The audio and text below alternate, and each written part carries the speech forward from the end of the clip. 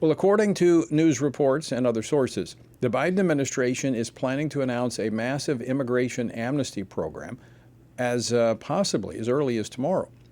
Now, that would provide, this proposal, as we understand it, would provide legal status to illegal immigrants who are married to U.S. citizens and have lived in the U.S. for at least 10 years.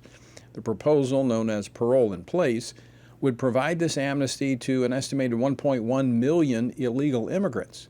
Now, such a plan would also defy current U.S. law, which prevents anyone who entered the United States illegally from obtaining a green card and being placed on a pathway to citizenship.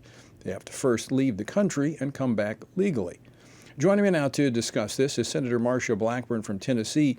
She serves on 4 Senate committees, including the Senate Finance Committee and the Senate Judiciary Committee. Senator Blackburn, welcome back to Washington Watch. Always good to have you on the program. Good to be with you. Thank you.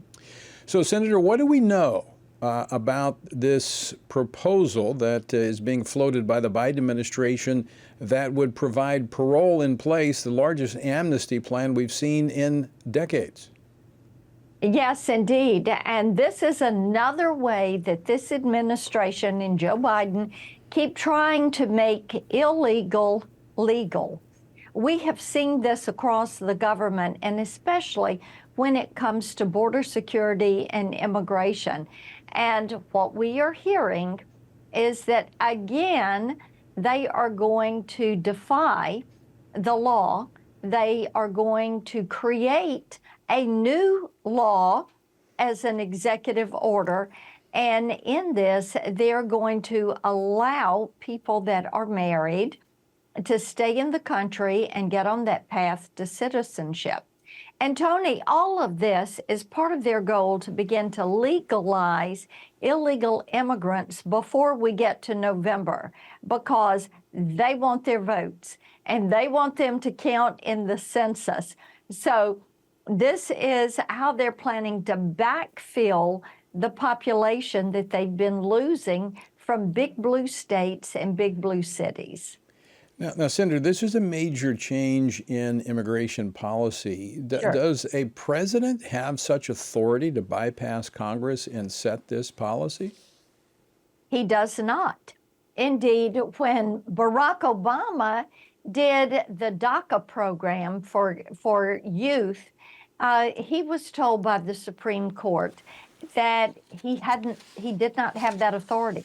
You cannot execute an immigration law change without coming to Congress. Well, Barack Obama did it anyway and put DACA in place, and tomorrow will be 12 years since DACA was put in place. And now Joe Biden is trying to create all these new paths to citizenship and legalization for people that have come in the country illegally. And we hear that tomorrow is the day that he is going to announce this, and he will defy the Supreme Court. He will defy Congress.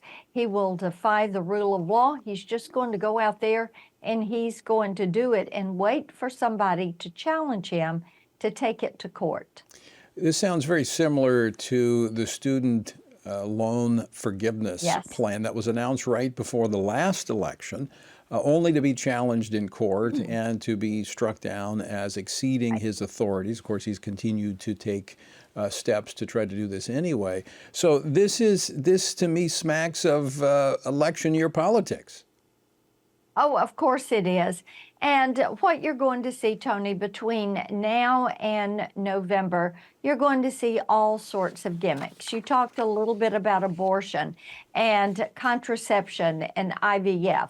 And these are gimmick votes that they are taking so they can say, oh, someone opposes IVF or contraception.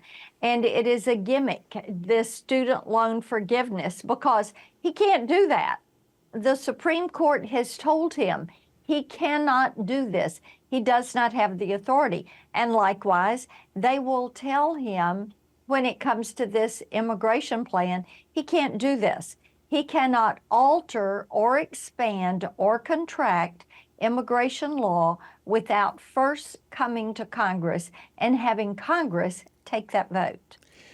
Senator, this is very dangerous. Beyond the issue we're talking about of illegal immigration, which we see has deadly consequences. Right. We saw that even this weekend.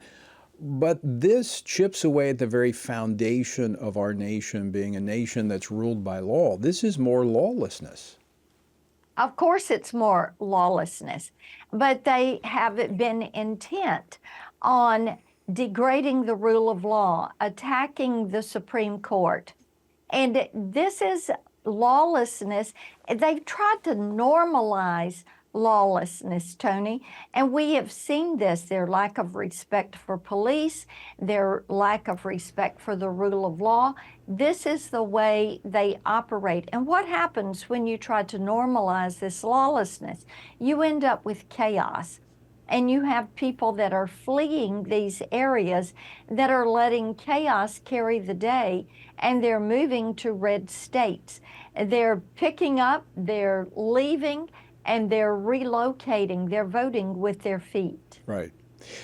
The end game here for those that are breaking down our rule of law and advancing this lawlessness, when that chaos comes, it amasses more power in the hands of those who rule. So this is really moving us toward tyrannical government, is it not?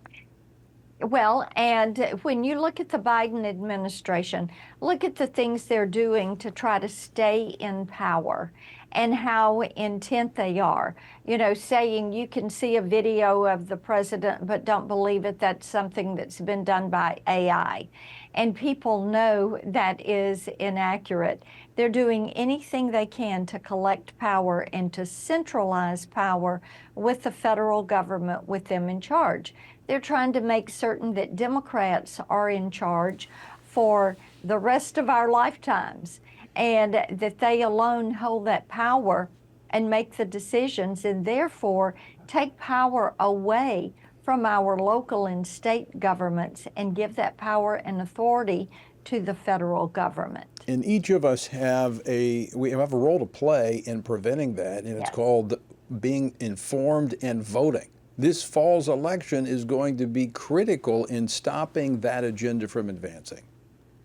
Yes, indeed it is. And I was in Normandy just over a week ago for the 80th commemoration of D-Day, and visiting with some of these veterans and hearing their stories and hearing how deeply they value U.S. citizenship and being an American and what that means. And then when you see the antics of what the left is trying to do, what the Biden administration is trying to do, it really heightens the reason that we should all heed Reagan's words of, we don't pass citizenship, we don't pass freedom along in the bloodstream.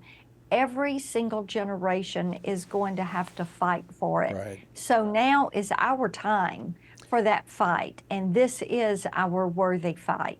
And Senator, by the way, congratulations. I know you've been tapped to be a co-chair of the Platform Committee at the upcoming Republican convention to help steer that process. How important is it that the Republicans put forward very clear principles based on the Constitution that contrast with the Democratic Party as we move into this fall's election?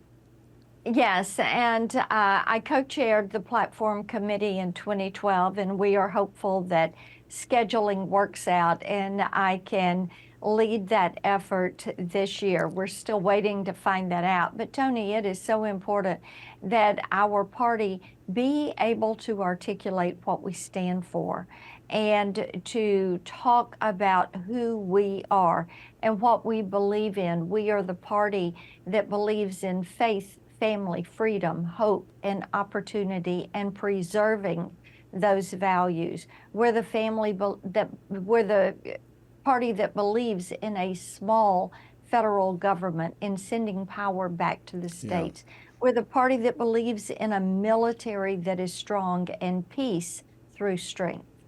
Well, I enjoyed working with you back in 2012. I hope I get the chance to do it again this coming July as we go to Wisconsin. Senator, always great to have you on the program. Thanks so much for taking time to join us. Thank you.